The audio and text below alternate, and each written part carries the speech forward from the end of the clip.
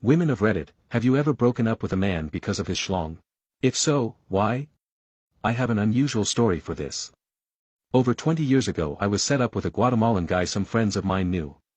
We went out and I figured I would never hear from him again. He was way out of my league in the looks department.